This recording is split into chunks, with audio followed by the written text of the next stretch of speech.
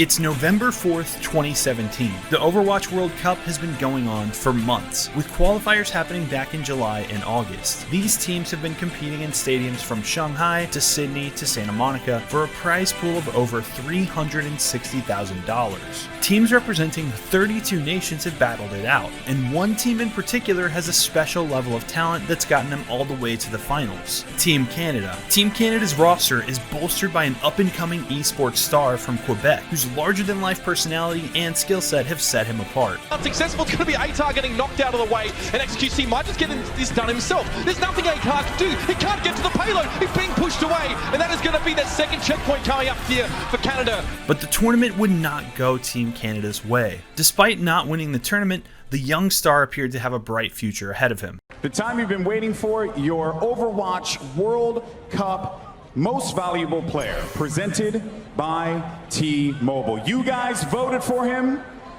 It's going to be a jungle in here. XQC! But little did XQC know how much his life would change over the next few years and how chaotic the winds of change can really be. Let's go! What? Nice. Oh, stop! XQC, man? Yep. I know. Good. Hope it's f***ing permanent. That's what I always f***ing say to that loser. The XQC has officially been banned. This is his 4th ban on Twitch. As far as the XQC ban goes, 100% deserved. It should have been 5 to 7 years. Honestly, get him off the platform. Total piece of shit. Some person went to my old house and broke into it. This is the story of the never-ending struggle to win, the uphill battle to be the best, despite his own demons. Because the same thing that makes him entertaining constantly threatens to destroy his career and everything he's built. This is the story of XQC. Felix Langell was born in 1995 in Quebec. When he was young, he was into extreme sports like snowboarding and motocross, and he picked up another hobby that would end up determining the course of his life: gaming. Felix started playing League of Legends, but he needed a name. He took the X from Felix and the QC from Quebec, and a legend was born. Even from a young age, Felix had a drive to win, to be the absolute best. To him, anything less was a complete failure. In 2016, a new game was released that looked to shake up team shooters and change gaming in a big way. Overwatch quickly attracted a semi-pro following, with small tournaments popping up all over the world. Felix jumped on board, joining a team called Q, which later got picked up by Denial Esports. The team disbanded a short time later, but the players stuck together, playing under different names and constantly practicing and honing their skills. In October of 2017, Felix's efforts paid off in a huge way. He got signed to the Dallas Fuel Overwatch League team. This is a top-level team qualified to compete at the biggest tournaments in the world, and the newly formed Overwatch League was promising to be the biggest thing in esports, with $1 billion of funding to create a powerhouse of entertainment. Felix got a visa to work in the US, a salary, and all the things that come with a serious job. But Felix wasn't exactly the model of a disciplined esports player. The month after he was signed by Fuel, he got suspended from Overwatch for spam reporting a teammate. Act like an adult. Do I look like an adult? Do I look like someone who has a house with responsibilities and shit? Seriously? But Felix quickly bounced back and got to represent his home country in the Overwatch World Cup the next month, winning the MVP award and the hearts of thousands of fans, despite his team not taking home the winning prize. Felix had made a habit of streaming on Twitch while practicing on Overwatch, and attracted a growing following. But what set him apart on Twitch wasn't just his gameplay, it was the theatrics. I don't want to play anymore! I edited it perfectly! What went wrong? Just a month after winning MVP at the World Cup, Felix was suspended from Overwatch again by Blizzard for throwing games. After his suspension was over, Felix got right back to work practicing and competing with Fuel. Fuel would play against the Houston Outlaws in January. Felix didn't play in the set, but he had drawn the attention of everyone in the league from his trash talking. So when Houston beat Felix's team, one of their star players, Muma, had this to say. Anything else? Any last words from you? I mean, thanks to all our fans, couldn't do without you, and In the wise words of a good friend of mine, rolled and smoked my doggies. No, he didn't smoke shit. No, shut your mouth, go back there, suck a fat I mean, he would like it, but so many games ahead. This immediately turned into a huge problem for the Fuel and Felix, with Muma being an openly gay player, and Felix's remarks were construed as being homophobic. Both of the players apologized and moved past it, but the Overwatch League fined Felix $2,000 and suspended him for 4 games. After a month at home streaming, Felix returned to competitive play, but in March, almost as soon as he had come back, Felix got into another controversy. While this commentator was on stream, Felix typed "tryhard7" into the chat. The league was not pleased, saying that he had used it in a racially disparaging manner. The league fined him $4,000 and Fuel released him from the team. This meant Felix had one singular focus for the time being: streaming. And then he goes, between 1.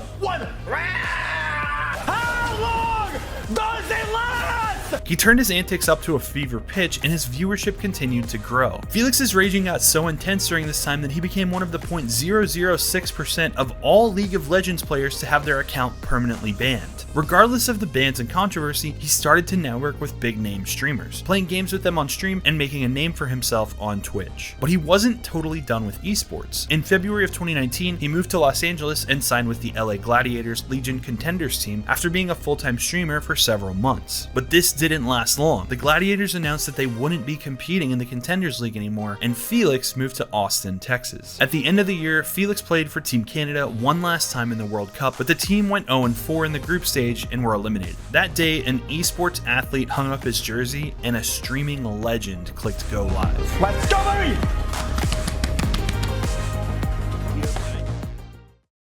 By early 2020, Felix's stream was already massively popular, closing in on 2 million followers and pulling audiences of around 20,000 concurrent viewers showing up to watch him play anything from Escape from Tarkov to reacting to content to playing the newest indie titles on Steam. Felix would play anything and wasn't married to one game or even one stream format. But in February, this willingness to play anything got him in trouble after a not safe for work Connect 4 game got him banned off of Twitch for 3 days. While he was trying all these different games on Steam, Felix had picked up a new game that he wanted to be competitive at: chess. It started with Felix playing ranked games online, and eventually he linked up with some of the resident chess pros on Twitch. Felix's act first and think later style, combined with the meticulous approach of traditional chess, made for some surprisingly entertaining moments, and Felix's skill improved dramatically the more he trained. Oh yeah, oh yeah, oh yeah, oh yeah, oh yeah! Line up, discovery, can't take.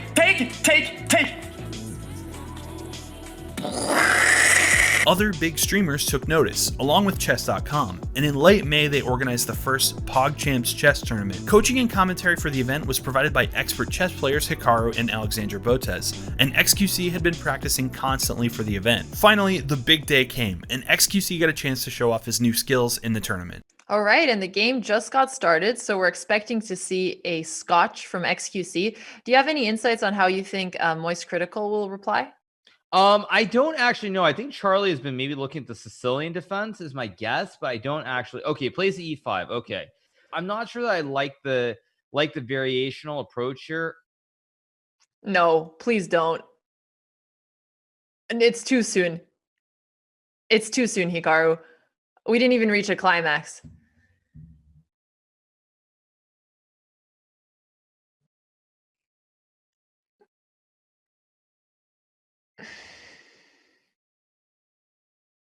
Okay. Really did?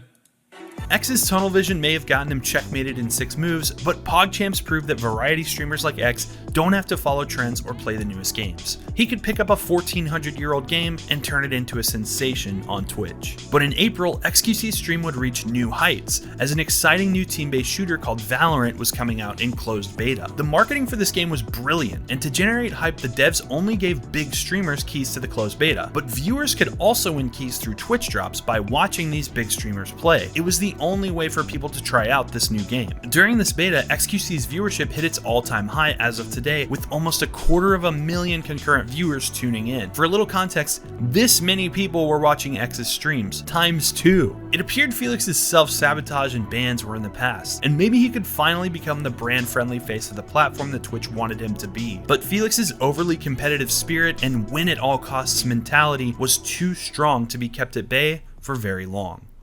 2020 was the year of Fall Guys and Among Us absolutely dominating Twitch and the internet at large. A lot of celebrities and huge names got involved publicly in streaming and gaming during this time due to the accessibility of the games and the popularity with casual audiences, making it a good time to stream in general. Twitch started planning a massive event for the end of the year. They would host an online Fall Guys tournament as part of their Twitch Rivals series, where the biggest streamers on the platform would compete for a large prize pool and the recognition of being the best at this year's hottest game. X knew he had to be on his best behavior as he had already been banned on Twitch twice in 2020, once for accidentally showing a clip a viewer linked him of gorillas mating on stream, and another time for this. I have to choose. The big whale at the back! Big whale! No! Snorlax, I do not choose you! Get the f off the stage! Which brought his total Twitch ban count up to 3. During the tournament, XQC went out of his way to stream snipe popular streamer Dr. Lupo. Instead of finishing the match as fast as possible, X and a few others waited for Dr. Lupo and blocked him from crossing the finish line. XQC got into big trouble for this, but it wasn't as clear cut as it seemed. Other stream snipers had been giving Dr. Lupo free wins by just waiting at the finish line for him to pass them. Twitch received a lot of criticism for hosting a big tournament in public lobbies where anyone online could just join. Yeah, it's a dick thing to do to cheat in the game and stream snipe the other guy. But the other guy was getting free wins. Like, they were giving him free wins. And so this guy's getting free wins, and then XQC stream snipes the other guy, the guy that's getting free wins, and like stream sniping's dumb, like getting the free wins is dumb. But you know what's really even dumber than all of it? Is sitting there trying to do a competitive game, putting money on the line for Fall Guys whenever everybody's queuing into a public lobby. Felix would end up getting handed a 1-week ban from Twitch. His personality and entertaining antics were continuing to grow his following, and by the end of 2020, it wasn't uncommon for him to have over 100,000 concurrent viewers while playing Rust or competing with Forzen for the Minecraft speedrun record. But Felix's taste in games to stream would soon take a dark turn that would put his reputation and millions of dollars on the line. In spring of 2021, a new craze took over Twitch in the form of online gambling. Streamers would put up their own money and win or lose tens of thousands of dollars while chat egged them on. Large casinos began to reach out to streamers and cut sponsored deals with them to play on their sites in order to drive viewers there, and some of these deals were very special. There were some streamers who signed deals who didn't have to use any of their own money, but they wouldn't get winnings from their stream if they won. These accounts allegedly were boosted to get better luck than an average player and trick viewers into thinking they could win that much money too. Seeing an opportunity for content, XQC did his own gambling stream, which was not sponsored. People were fine, and it was fun. It was a lot of good content. It was fun. And whenever we swapped games, it was insane hatred. Even though everybody in Texas that around me all did hashtag ad streams, that they took the shameless deals or whatever, right? I did none of that. I got more hate than any of them combined. After Felix got this pushback from his community, he decided to dive in completely and took a sponsored deal from one of the big overseas casinos. This all came to a head in July of 2021 when YouTuber H3H3 and streamers Hassan and Trainwrecks, along with XQC, got together to debate the ethics of streamers gambling on Twitch. Today's my first ever debate. Stop sucking everything I said about you fucking idiot!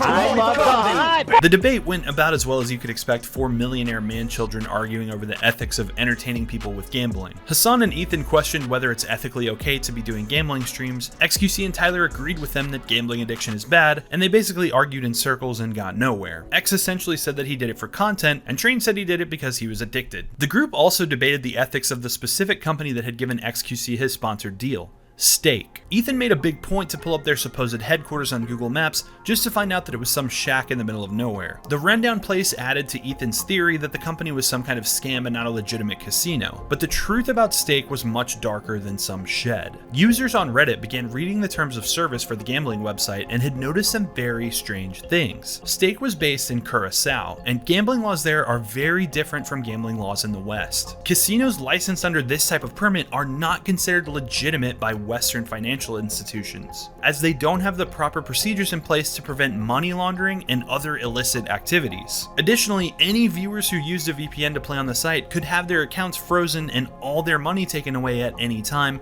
without any legal recourse to get it back. Once all of this came to light, it was a very bad look for XQC. I think we can never to quit. There's not anything to do. Imagine being addicted. Yeah, like I said, I don't mind saying it. Everything that I got out of it, I lost it. I literally got lucky at the end, and it's why I'm quitting. Like I generally feel like I'm slightly, if not moderately addicted, and it's really bad. And I hope that anybody who started Gamba is gonna quit. And I'm sorry for you know, for hardcore exposing it to people. Even though I gave the some warnings, it's still not enough. I know it's an addicting thing. And people should quit Gamba. Felix lost 2.4 million followers during this month, but his average viewership was climbing higher than ever. In August, Twitch banned all gambling-related links and referral codes, but by then, Felix had already moved on from Gamba and was going through an even more dramatic set of circumstances that would threaten his very life. The main reason why I wanted to move back to Canada in the first place a month ago, before any of this even happened, okay? We were getting raided by the police station at rates that made absolutely no sense.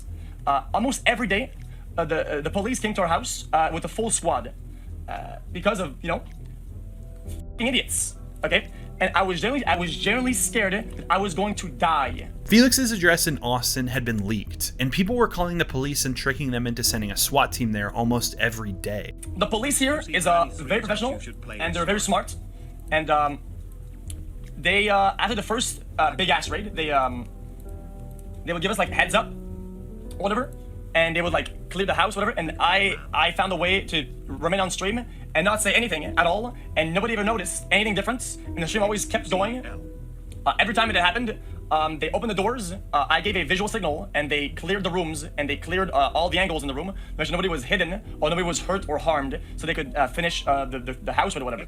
And nobody even noticed. It happened a crazy amount of times. It's I don't even know how many times it happened. In pure XQC fashion, he didn't even stop streaming when he got swatted, keeping the content flowing and not giving the people calling the satisfaction of seeing him react on stream. Eventually, the raids got so bad and so frequent that XQC and his longtime roommate Adept moved out of their house in Austin and went to stay with fellow streamer Chance Morris, aka Soda Poppin'. Some person went to my old house and broke into it with like a crowbar.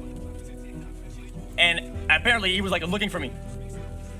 So like, at that point, it was kind of like, holy f that's pretty crazy, right?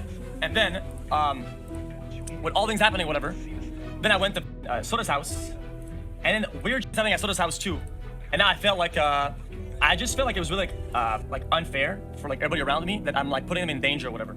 Yeah, it didn't really matter anymore. Like what I did, I just wanted to get out. So that's kind of what I did. I just kind of moved for a little bit. Between the constant raids, not wanting to put his friends in danger, and now someone breaking into his old house looking for him, in the summer of 2021, XQC decided to move back to Canada for his own safety. Which brings us to the present day. XQC is still as popular as ever, still playing whatever games he feels like and bringing his loyal audience along with him. Some have questioned how long he can keep doing 20+ hour streams regularly and still maintain his health. But X doesn't stream for money. He doesn't need anymore, and he doesn't really seem to care about it. This man will wear the same t-shirt for weeks on end and doesn't post the extravagant flexing videos that other content creators are so proud of, despite having more money than most of them. At the end of the day, I think all XQC cares about is content and being the best. His never-ending struggle to be at the top of whatever he's doing won't rest until he decides it's time.